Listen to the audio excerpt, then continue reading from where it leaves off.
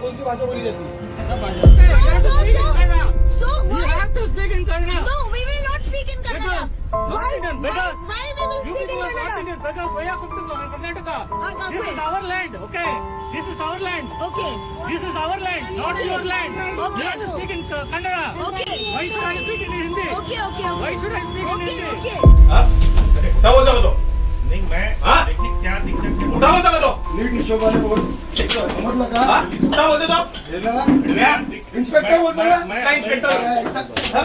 कुठला इन्स्पेक्टर असतो? मैं आपसे बात साला करवानी डुप्लिक दाखव जरा खोटं बोलतो? दाखव खोटं बोलतो?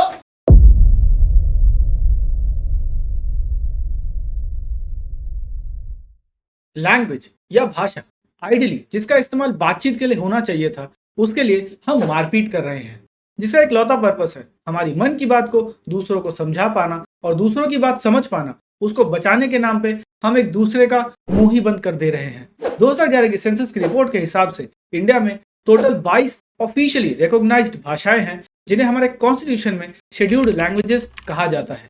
और इन 22 भाषाओं के साथ साथ कुल 121 भाषाएं ऐसी हैं जिन्हें हमारे देश में 10,000 से ज्यादा लोग बोलते हैं। यानी ये कहना गलत नहीं होगा कि हमारे देश में हर कुछ किलोमीटर के बाद भाषाएं बदलती हैं। तो लड़ते हैं सारे फिर? नहीं। देखो, इंडिया में इतनी सारी भाषाएं आज से नहीं है। ये तब भी थी जब हमारे देश पर अंग्रेजों का राज था, तब भी थी जब हमारा देश आजाद हुआ, और आज भी है। तो फिर आज क्यों इतना बवाल हो रहा है? इसको समझने के लिए हमें इन भाषाओं से जुड़ी हिस्ट्री को समझना पड़ेगा। फिर हम आएंगे इन पे हो रही पॉलिटिक्स को समझने।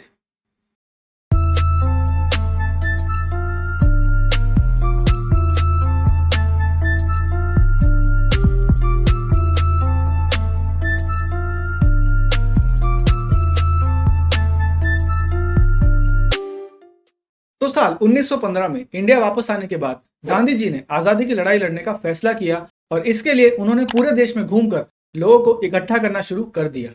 अलग अलग जगहों पे जाके उनको ये समझ आया कि जब तक वो अपनी बात एक ऐसी भाषा में नहीं रखेंगे जो पूरे देश में सबको समझ आए, भले ही टूटी फूटी ही सही, तब तक लोगों में यूनिटी नहीं आ पाएगी। अब उस समय और आज भी हमारे देश के 40% से ज्यादा लोग हिंदी बोलते हैं, तो गांधी जी ने इसी भाषा में अपनी बातों को रखना शुरू किया, जबकि गांधी जी खुद गुजरात से थे और गुजराती उनकी मातृभाषा थी। फिर भी उन्होंने ये फैसला लिया और 17 जून 1918 को दक्षिण भारत हिंदी प्रचार सभा यानी DBHPS की स्थापना की। इसका एजेंडा था साउथ इंडिया के सारे राज्यों में हिंदी का प्रचार प्रसार करना। अच्छा, उस समय गांधी जी हिंदी भाषा को हिंदुस्तानी भाषा बोलते थे, यानी हिंदुस्तान की एक जुबान हिंदुस्तानी। अब देखो, उस समय देश गुलाम था, तो बाकी फ्रीडम फाइटर्स ने भी इसका समर्थन किया, क्योंकि सबका गोल था अंग्रेजों के खिलाफ लड़ना, ना कि एक दूसरे के खिलाफ लड़ना। लेकिन साल 1937 में कांग्रेस ने हिंदी को स्कूलों में पढ़ाना कंपलसरी कर दिया, जहां से शुरुआत हुई पहली बार लैंग्वेज डिस्प्यूट की। उस समय के मद्रास और आज के तमिलनाडु से इस फैसले के खिलाफ आवाज उठना शुरू हो गई।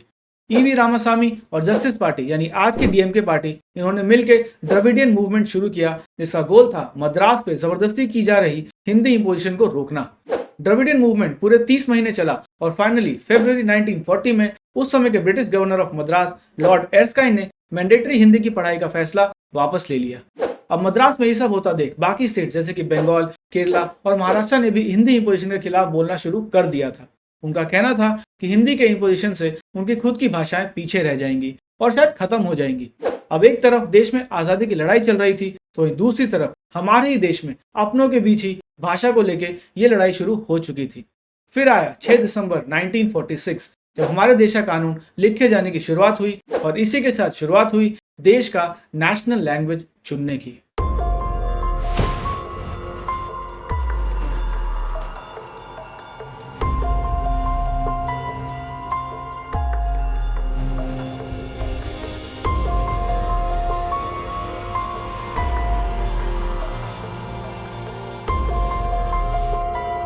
अब उस समय बवाल होता देख नेशनल लैंग्वेज का ख्याल तो दिमाग से निकाल दिया गया और ऑफिशियल लैंग्वेज चुनना शुरू हो चुका था। लेकिन हिंदी को एक लौती ऑफिशियल लैंग्वेज बनाने के खिलाफ भी प्रोटेस्ट हो रहे थे। तो इसका समाधान ये निकाला गया कि हमारे देश में 14 सबसे ज्यादा बोले जाने वाली भाषाओं को हमारे संविधान में जगह दी गई और उन्हें रिकॉग्नाइज किया गया। इसके लिए हमारे संविधान में 8th शेड्यूल ऐड किया गया और इन भाषाओं को नाम दिया गया शेड्यूल्ड लैंग्वेजेस। ये लैंग्वेजेस हैं असमीज, बंगाली, गुजराती, हिंदी, कन्नड़ा, कश्मीरी, मलयालम, मराठी, उड़िया, पंजाबी, संस्कृत, तमिल, तेलुगु और उर्दू। इस लिस्ट को बाद में 14 से बढ़ाकर 22 कर दिया गया था, 8 और भाषाएं जोड़कर। 1967 में सिंधी को जोड़ा गया, 1992 में कोंकणी, मणिपुरी और नेपाली को जोड़ा गया और 2003 में बोडो, डोगरी, मैथिली और सांथली को लिस्ट में जोड़कर टोटल शेड्यूल्ड लैंग्वेजेस 22 कर दी गई। इन सारी भाषाओं को हमारे संविधान के आर्टिकल 344 सब सेक्शन 1 और आर्टिकल 351 में रिकॉग्नाइज किया गया और इस लिस्ट में आने का मतलब था कि सरकार की जिम्मेदारी है कि वो इन भाषाओं का प्रचार प्रसार करे और इनकी डेवलपमेंट की तरफ काम करे। इसके साथ साथ इस लिस्ट में आने का मतलब था सरकार के किसी भी कॉम्पिटिटिव एग्जाम में अपीयर हो रहे स्टूडेंट्स को इंग्लिश और हिंदी के अलावा इन भाषाओं में भी पेपर देने का ऑप्शन मिलेगा।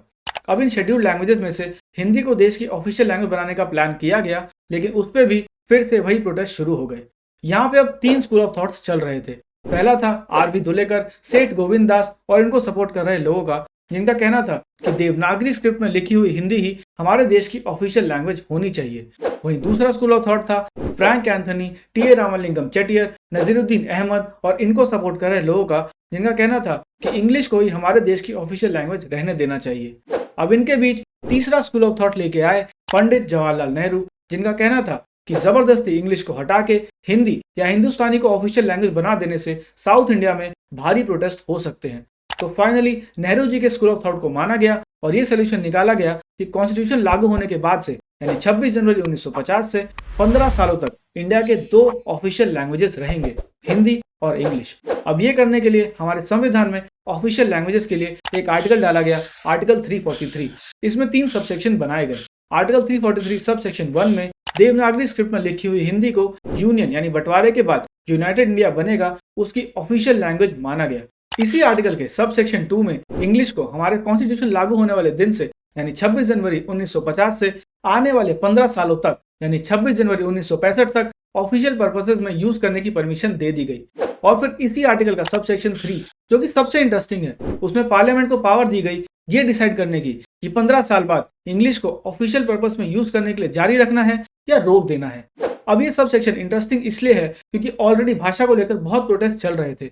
तो अगर हमारे संविधान में सीधा सीधा ये लिख दिया जाता कि 15 साल बाद इंग्लिश का इस्तेमाल ऑफिशियल पर्पस के लिए भी बंद हो जाएगा, तो जो लोग प्रोटेस्ट कर रहे थे उनके लिए तो सिचुएशन 15 साल बाद भी वही हो जाती जो आज थी।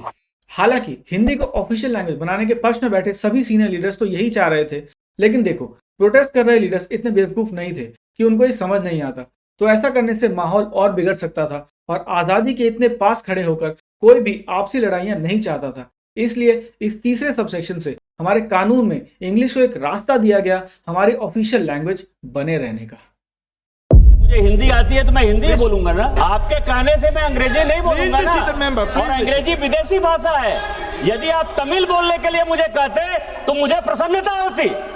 आप इंग्लिश बोलने के लिए कहते हो, विदेशी भाषा है वो, यही मानसिकता है आप लोगों की। और देश की एक भाषा हो, इसी दृष्टि को ध्यान में रखते हुए हमारे पुरखों ने, हमारे स्वतंत्र सेनानियों ने राजभाषा की कल्पना की थी और राजभाषा के रूप में हिंदी को स्वीकार किया था। Unity in diversity is a promise we made when we made India into a republic. We respect all languages, but our mother language will always be Tamil. अब 2 ऑफिशियल लैंग्वेज चुनने से उस समय तो प्रोटेस्ट खत्म हो गए थे, लेकिन टेंशन तब भी बनी हुई थी क्योंकि इंग्लिश सिर्फ 15 साल यानी 26 जनवरी 1965 तक के लिए ही हमारी ऑफिशियल लैंग्वेज रहने वाली थी। अब धीरे धीरे जैसे वो टाइम पास आने लगा, प्रोटेस्ट और तेज होने लगे और अब सिर्फ तमिलनाडु नहीं बल्कि महाराष्ट्र, पंजाब, वेस्ट बंगाल, कर्नाटका, पुडुचेरी, नागालैंड, मिजोरम और आंध्र प्रदेश भी इस प्रोटेस्ट में बढ़ चढ़ के हिस्सा लेने लगे। प्रोटेस्ट बढ़ता देख हमारे उस समय के prime minister Pandit Jawaharlal Nehru official languages act of 1963 लेके आए, जिसके तहत इंग्लिश को हिंदी के साथ साथ इंडिया की ऑफिशियल लैंग्वेज घोषित कर दिया गया। यानी अब 26 जनवरी 1965 के बाद से भी इंग्लिश हमारी ऑफिशियल लैंग्वेज रहने वाली थी। इस एक्ट से सारे प्रोटेस्ट कर रहे स्टेट्स शांत हो गए और फाइनली भाषा को लेके सेंट्रल लेवल पे हो रही ये लड़ाई कुछ समय के लिए थम गई। लेकिन अभी भी सरकार पर जिम्मेदारी थी हिंदी का प्रचार प्रसार करने की, जिसको ध्यान में रखते हुए एक एजुकेशन कमीशन सेटअप किया गया साल 1964 में। 17 मेंबर्स के इस कमीशन के चेयरमैन थे दौलत सिंह कोठारी, इसलिए इस कमीशन को कोठारी कमीशन भी कहते हैं। इस कमीशन ने यूनिवर्सिटी एजुकेशन कमीशन की साल 1948-49 में दी हुई 3 लैंग्वेज पॉलिसी को स्टडी किया। इस पॉलिसी के तहत स्कूल्स में 3 लैंग्वेजेस पढ़ना मैंडेटरी होता और वो 3 लैंग्वेजेस भी डिफाइंड थी। पहली होती आपकी रीजनल लैंग्वेज, यानी जो कर्नाटका से है वो कन्नड़ा पढ़ेगा, जो महाराष्ट्र से है वो मराठी पढ़ेगा, और ऐसे ही बाकी स्टेट्स की रीजनल लैंग्वेजेस। फिर इसके बाद सेकंड लैंग्वेज में हिंदी पढ़ना मैंडेटरी होता और थर्ड लैंग्वेज में इंग्लिश पढ़ना मैंडेटरी होता। कोठारी कमीशन ने इस पॉलिसी को स्टडी किया और फिर 2 साल बाद यानी साल 1966 में इसी 3 लैंग्वेज पॉलिसी को मॉडिफाई करके, यानी उसमें थोड़े से चेंजेस करके उसे 3 लैंग्वेज फॉर्मूला के नाम से प्रेजेंट किया।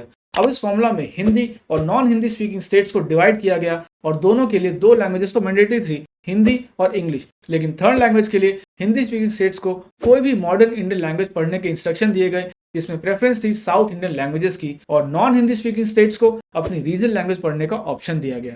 इस सजेशन को एक्सेप्ट कर लिया गया और फॉर्मली 1968 में नेशनल पॉलिसी ऑन एजुकेशन लाके इसे अडॉप्ट कर लिया गया। हालांकि तमिलनाडु में उस समय के CM CN Annadurai 2 language policy के साथ ही अड़े रहे और उन्होंने ये पॉलिसी तमिलनाडु में इम्प्लीमेंट ही नहीं होनी थी। अब इम्प्लीमेंटेशन पे बात आ ही गई है तो आप वो भी डिस्कस कर लेते हैं। इस पॉलिसी के हिसाब से हिंदी स्पीकिंग स्टेट्स जैसे कि यूपी, दिल्ली और भी बाकी स्टेट्स में हिंदी और इंग्लिश के अलावा एक मॉडर्न इंडियन लैंग्वेज जिसमें प्रेफरेंस साउथ इंडियन लैंग्वेज की थी, वो एज थर्ड लैंग्वेज पढ़ाने की बात की गई थी, लेकिन ऐसा हुआ नहीं। 2009 में ऑल इंडिया स्कूल एजुकेशन सर्वे करवाया गया और ये पता लगा कि जिन स्टेट्स ने इस पॉलिसी के इम्प्लीमेंटेशन के लिए हामी भरी थी उनमें भी 50-60% से ज्यादा स्कूलों में इम्प्लीमेंट नहीं हो पाया है, और जिनमें हुआ भी है वहां इसका इम्प्लीमेंटेशन वैसा नहीं हुआ जैसा सोचा गया था। बिहार में 56% school Sanskrit as third language पढ़ा रहे हैं और सिर्फ 8% स्कूल ऐसे हैं जहां साउथ इंडियन लैंग्वेजेस या कोई और लैंग्वेज का ऑप्शन दिया गया है। वहीं उत्तर प्रदेश में 65% स्कूलों में संस्कृत एज थर्ड लैंग्वेज पढ़ाई जा रही है और सिर्फ 7% स्कूलों में साउथ इंडियन लैंग्वेजेस या कोई और भाषा पढ़ने का ऑप्शन दिया गया है। उत्तराखंड में तो हालत और बदतर है। 79.4% स्कूलों में संस्कृत एज थर्ड लैंग्वेज पढ़ाई जा रही है और सिर्फ 2.6% स्कूलों में साउथ इंडियन या कोई और भाषा पढ़ने का ऑप्शन दिया गया है। अब अगर हम डेटा को छोड़ के अपने एक्सपीरियंस पे बात करें तो मैं दिल्ली से पढ़ा लिखा हूँ और यहाँ भी मुझे संस्कृत ही एज थर्ड लैंग्वेज पढ़ाई गई। हमें ना पता था कि हम साउथ इंडियन या और भी कोई लैंग्वेज पढ़ सकते हैं और ना ही हमें बताया गया, और डेटा भी यही बता रहा है कि ये सिर्फ मेरे साथ नहीं बल्कि हम में से बहुतों के साथ हुआ है। जब हमें उनकी भाषा नहीं पढ़ाई जा रही तो हम ये कैसे एक्सपेक्ट कर सकते हैं कि उन्हें हमारी भाषा पढ़ना जरूरी है। अगर हम उनकी भाषा सीखेंगे, जैसे कि लेट से मैंने तमिल सीखी, किसी ने तेलुगु सीखी, किसी ने मराठी सीखी, तो किसी ने कन्नड़ा सीखी, जब ऐसा होगा तभी तो हम तमिल बोलने वालों से, कन्नड़ा बोलने वालों से या मराठी बोलने वालों से ये एक्सपेक्ट कर सकते हैं कि वो भी हिंदी पढ़े और सीखे, नहीं तो तब तक 2 बिलियन की लड़ाई में बंदर का फायदा ही होता रहेगा। कॉलोनियलिज्म के नाम पे 200-300 मिलियन की पॉपुलेशन वाला यूके पूरी दुनिया को अपनी भाषा सीखने में मजबूर कर चुका है और 1 बिलियन से ज्यादा पॉपुलेशन वाला इंडिया उनकी ही भाषा को अपनी एक ऑफिशियल लैंग्वेज बना के बैठा है। हमारे देश में इतनी भाषाएं हैं, कोई एक तो नेशनल लैंग्वेज बनी सकती है, लेकिन ये ऐसे नहीं होगा कि किसी पे कोई भाषा थोपी जाए। ये तभी हो सकता है जब एक इंक्लूसिव इन्वायरमेंट बना जाए, जहाँ दिल्ली में बैठा कोई लड़का स्कूल में तमिल पढ़ पाए तो वहीं केरला में बैठी एक लड़की अपने स्कूल में हिंदी पढ़ पाए। लेकिन अगर ऐसा हो गया तो नेता लोग वोट किस बात पे मांगेंगे? जब तक इस इशू को निचोड़ के एक एक वोट चूस नहीं लिया जाएगा तब तक सोल्यूशन पे कोई बात नहीं करेगा। महाराष्ट्र में मराठी ना बोलने पे किसी को पीटा जाएगा और उसकी वीडियो बना के लोगों को ऐसे दिखाया जाएगा कि देखो हम हैं मराठी के रक्षक, इसलिए हमें वोट करो। ऐसे ही कर्नाटका में कन्नड़ा में ना लिखे हुए दुकान के नामों को तोड़ दिया जाएगा और उसकी वीडियो बना के लोगों को दिखाया जाएगा कि देखो हम हैं कन्नड़ा के रक्षक। बट रियलिटी में इनमें से कोई भी रक्षक वक्षक नहीं है, बल्कि सिर्फ वोट बटोरने की पॉलिटिक्स कर रहे हैं। महाराष्ट्र में उद्धव ठाकरे की शिवसेना अभी अपने सबसे लोएस्ट फेज पे चल रही है। उन्हीं की पार्टी में से अलग होकर एकनाथ शिंदे और उनके सपोर्टिंग एमएलएज ने दूसरी पार्टी बनाई और उस पार्टी को शिवसेना का नाम और सिंबल दोनों मिल चुका है। ऐसे ही राज ठाकरे की महाराष्ट्र नवनिर्माण सेना महाराष्ट्र विधानसभा चुनाव 2019 में 101 सीट्स पे खड़े होकर सिर्फ एक ही जीती थी और 2024 में तो वो भी जीतने में असफल रही थी। मतलब दोनों पार्टी की परफॉर्मेंस खराब हो रखी है, तो इसको रिवाइव करने के लिए ये फिर से मराठी वोट्स पाने की कोशिश में लग गए हैं। Same vote bank politics Karnataka में भी चल रही है। नॉन कन्नड़ा स्पीकर्स को रिक्शे वाले हरास कर रहे हैं और सिस्टम चुपचाप बैठ के देख रहा है, क्योंकि ये सब ठीक करने से वोट नहीं मिलते।